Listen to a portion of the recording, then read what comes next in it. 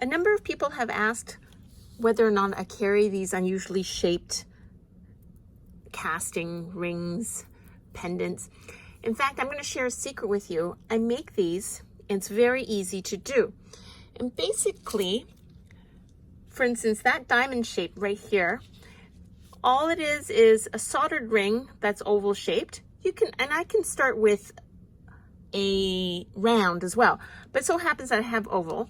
And what I do is I take a pair of pliers like this and I hold it.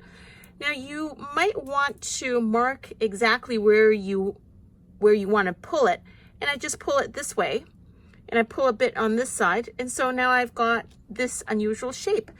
And in this case, all I've done is I've pulled it here, and it's very easy to do, and I'm going to show you. So for instance, here I'm going to pull only on one side. So I want this side to be a bit more like a scallop, more rounded, and this to be pointed. And then what I do is on a hammering block,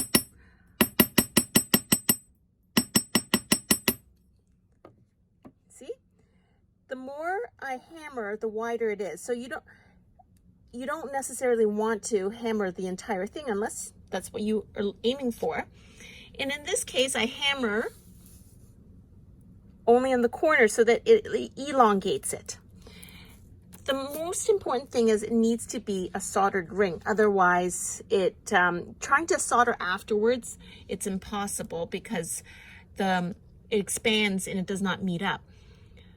The wires don't meet up. And so, same thing here.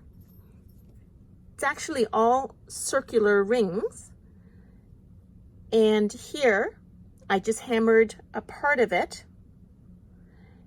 And here, I hammered the entire thing. And then, same thing with this kind of mango shape. All I did was, I held on to one side, and then I pushed down like this. And so, you can keep going. You can have teardrop shape. I pulled on one side, and then I hammered.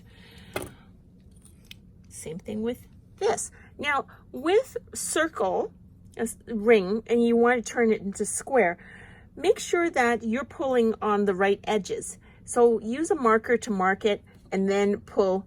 If you're doing a pair of earrings, you want to do on both. And then, for instance, and there's so many things that you can do. Here, what I've done is I've looped up non-hammered with half hammered and a pear-shaped. And then I put beads and layered in front and in the back, all sorts of things you can do. And it's very, very easy. Now, the thing is, if there is a piece that you have a solder seam, try not to pull on that because that's a weak spot. In fact, if you were to hammer on any sort of solder seam, and most of our solder rings, you don't notice where it is. But if you do, hammering there is actually a fun thing because it creates a blob. The other thing is, I like the texture of the markings. So I will actually get a hammer with markings, and I like my steel block all roughed up. If you don't like that, coat this with masking tape or electrical tape, and then use a leather mallet or leather tape over the hammer as well. And afterwards, also you can buff it, use nail file or nail buffer to put it to a shine if you don't have the mechanical tools. So it's actually really easy. Any soldered ring you can produce those things. And look then you use thick jump ring to connect into unusual shapes like this, or a bracelet. There you have it.